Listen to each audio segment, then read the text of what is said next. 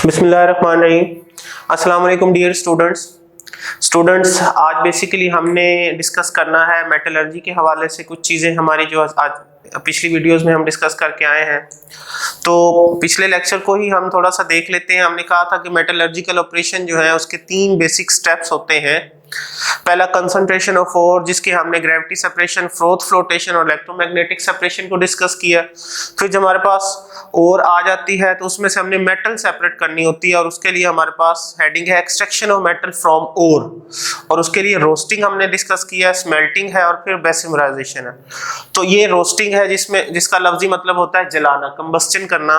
Excessive air की मौजूदगी में जब हम किसी ओर को जलाते हैं, जैसे हमने जो ओर लिया वो कॉपर पायरेट है या चाल्को पायरेट है, और इसमें से हमें कॉपर बेसिक चाहिए। बाकी आयरन और सल्फर जो हमारे लिए वेस्ट है, तो आयरन मुख्तलिफ शक्लों में निकल जाता है, या FeO की शक्ल में निकलता है, या ये FeSiO3 जिसे स्लेग कहते हैं या फेरस सिलिकेट कहते हैं उस शक्ल में रिमूव हो जाता है, और जो सल्फर है वो सल्फर डाइऑक्साइड की शक्ल में रिमूव होता है। और ये आपके सामने इक्वेशन है कि जब आप कॉपर पायरेट को बर्न करते हैं ऑक्सीजन की मौजूदगी में, तो ये डिसॉल्व हो जाता है, टूट जाता है क्यूप्रस सल्फाइड में और फेरस सल्फाइड में, और साथ सल्फर डाइऑक्साइड निकलती है। तो बेसिकली मकसद ये होता है कि हम इसको तोड़कर छोटे कंपोनेंट्स में डिवाइड कर दें, और उन छोटे कंपोनेंट्स को हम बाद में मजीद जो है वो यूज कर सकते हैं, ब्रेक डाउन कर सकते हैं। तो आइए देखते हैं नेक्स्ट जो हमारा प्रोसीजर है वो है स्मेल्टिंग।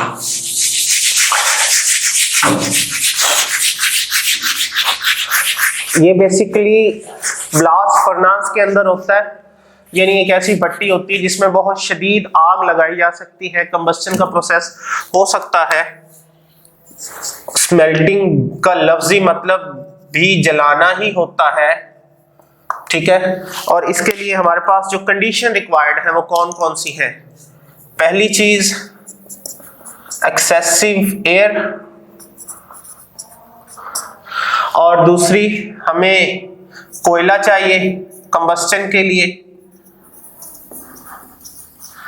लेकिन थोड़ी मिकदार में चाहिए होता है, क्योंकि ये रिएक्शन इटसेल्फ जो है एक एक्सोथर्मिक रिएक्शन होता है स्मेल्टिंग का। एक्सोथर्मिक से क्या मुराद है कि हीट रिलीज होती है और वही हीट यूज हो जाती है अपने प्रोसीजर को कंप्लीट करने के लिए, इसलिए कोयला बस स्टार्ट करने के लिए हमें चाहिए होगा। और एक और चीज चाहिए, सैंड, रेत चाहिए, उसका भी यूज होता है। रेत का फार्मूला होता है SiO2, सिलिकॉन डाइऑक्साइड। और ये किसके अंदर होता है? ये होता है ब्लास्ट फर्नास के अंदर। ये भट्टी का नाम है, इसकी हम डायग्राम नहीं बना रहे, आप अपनी बुक से देख सकते हैं, ठीक हो। अब आपने देखना है कि ये जो दो चीजें हैं इन्होंने इस्तेमाल होना है हमारे इस स्मेल्टिंग प्रोसीजर के अंदर, इसलिए मैंने ये इक्वेशन इरेज नहीं की है। तो सबसे पहले ये FeS लिखेंगे हम, फेरस सल्फेट, और क्या मिलाएंगे? ऑक्सीजन मिलाएंगे, क्योंकि एक्सेसिव एयर की जरूरत है। जैसे ही ऑक्सीजन मिलती है तो ये फेरस सल्फेट जो है, ये फेरस सल्फाइड जो है वो कन्वर्ट हो जाता है फेरस ऑक्साइड में, और साथ ये सल्फर ऑक्सीजन के साथ भी मिल जाता है, और क्या निकलती है? सल्फर डाइऑक्साइड गैस निकलती है। तो देखें, मैंने कहा था आपको कि सल्फर गैस की शक्ल में, सल्फर डाइऑक्साइड गैस की शक्ल में रिलीज होता है। अब हमने इक्वेशन बैलेंस करनी है। अगर मैं यहाँ 3 लगा देता हूँ तो ऑक्सीजन 6 हो जाती है, वहां ऑक्सीजन हमारे पास कितनी है? वहां भी कम है।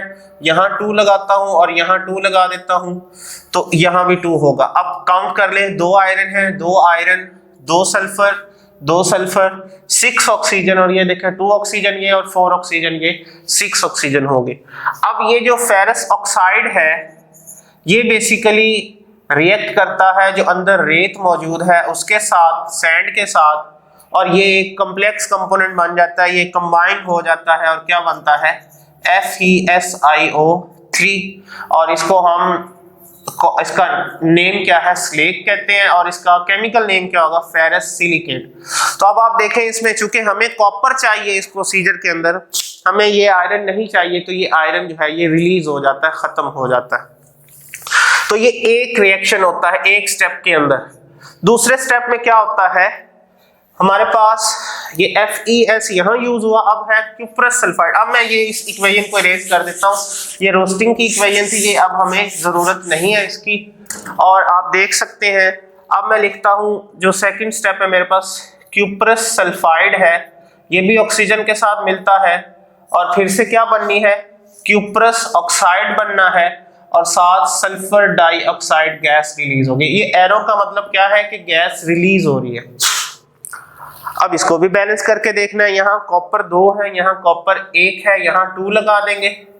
जब यहाँ 2 लगाएंगे तो ऑक्सीजन भी ज्यादा हो जाएगी, उस मकसद के लिए आपने यहाँ पर भी 2 लगा देना। तो अब ये हमारी इक्वेशन बैलेंस होगी, 2 ऑक्सीजन ये है, 2 ऑक्सीजन ये 4, ये 4 ऑक्सीजन है, 2 कॉपर 1 सल्फर और 1 सल्फर। ओके, अब ये हमारे पास जो क्यूप्रस ऑक्साइड कहना है आपने CuO, ये किससे मिलना है, FeS के साथ। अब ये FeS कहाँ से आया, बेसिकली ये जो FeS था ये मुकम्मल तौर पे रिएक्ट नहीं करता, पहले ही प्रोसीजर में कुछ बच जाता है, कुछ यूज हो जाता है और इस शक्ल में निकल जाता है। तो जो बच जाता है उसमें से ये अमाउंट मिलती है इसके साथ, और ये मिलने के बाद ये Fe जो है ये ऑक्सीजन से मिल जाता है और FeO बन जाता है, फेरस ऑक्साइड, जो कि एक वेस्ट है। और ये जो कॉपर है वो सल्फर के साथ मिल जाता है और क्यूप्रस सल्फाइड फिर से बनता है। फिर इसको हम बैलेंस करते हैं, कॉपर हमारे पास वहाँ 2 है, यहाँ 1 कॉपर है बेसिकली, तो यहाँ 2 लगा देंगे, ठीक है। ऑक्सीजन यहाँ कितनी हो जाती है, 2 हो जाती है, तो यहाँ भी हम 2 लगा देंगे और उसको बैलेंस करने के लिए यहाँ भी 2 लगा देंगे। तो इस तरह से हमारे पास क्यूप्रस सल्फाइड बन गया। अब ये जो क्यूप्रस सल्फाइड है बेसिकली ये कॉपर की फॉर्म में है और इस रिएक्शन के अंदर हमारे पास तकरीबन 40 to 45% हमें प्योर कॉपर हासिल हो जाता है, क्योंकि मेजॉरिटी जो है सल्फर वो गैस बनकर उड़ जाती है और जो आयरन है वो फेरस सल्फाइड या फेरस सिलिकेट की शक्ल में या फेरस ऑक्साइड की शक्ल में जो है रिलीज हो जाती है। तो अब ये इतने से प्रोसीजर को हमने, ये 2 रिएक्शन है 2 स्टेप पर होने वाले और ये दोनों जो है किसके अंदर होते हैं, स्मेल्टिंग के अंदर होते हैं। अब यही बात हम नेक्स्ट देखते हैं। नेक्स्ट हमारा जो प्रोसीजर है वो बेसिमराइजेशन है, मैं वो नहीं इरेज करता, मैं यहाँ इरेज कर देता हूँ। बेसिमराइजेशन में क्या होता है,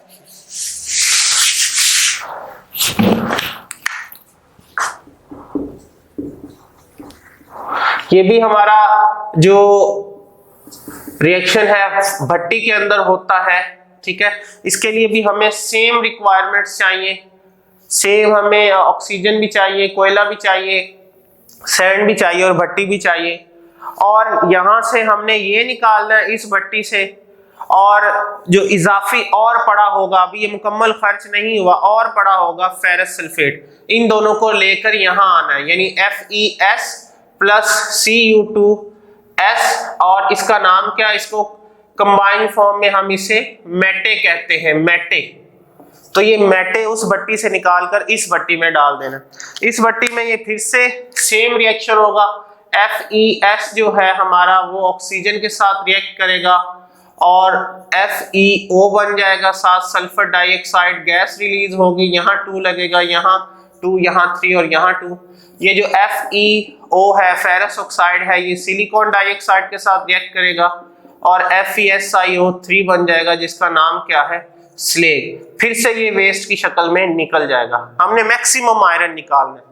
फिर अब इसने आना है Cu2S, इसने भी ऑक्सीजन के साथ मिलना है, और जब ये मिलेगा तो ये क्यूप्रस ऑक्साइड बनेगा और साथ क्या रिलीज होगी, सल्फर डाइऑक्साइड गैस। ये क्यूप्रस ऑक्साइड जो है ये अभी मुकम्मल खर्च नहीं होगा इस रिएक्शन में, ये बच जाएगा तो ये यहाँ दोबारा मिल जाएगा और क्यूप्रस सल्फाइड कहलाएगा। और क्यूप्रस सल्फाइड यहाँ हम 2 लगाएंगे तो ये ऑक्सीजन जो है ये सल्फर के साथ मिल जाएगी और सल्फर डाइऑक्साइड बन जाएगा। और पीछे 2 कॉपर ये हैं और 4 कॉपर ये हैं, तो टोटल 6 कॉपर हमारे पास रिलीज होंगे। अब आप देख सकते हैं कि इस कॉपर के साथ कोई और एलिमेंट मौजूद नहीं है। इट मींस ये प्योर कॉपर आपको हासिल हो गया है, जो कितने परसेंट प्योर होगा, तकरीबन 98%। इस इक्वेशन को बैलेंस कर लेते हैं। सल्फर यहाँ 1 है, यहाँ सल्फर 1 है, ऑक्सीजन यहाँ 2 है, यहाँ भी 2 है, लेकिन ये 1 ज्यादा है इसलिए यहाँ पर 2 लगा देंगे। 2 लगाने से हमारे पास ऑक्सीजन यहाँ ज्यादा हो जाएगी, यहाँ 2 लगाएंगे, यहाँ 2 लगाएंगे और यहाँ भी 2 लगाएंगे। तो बहरहाल ये हमारे पास कॉपर हासिल होगा और ये कॉपर हॉट होगा, गर्म होगा।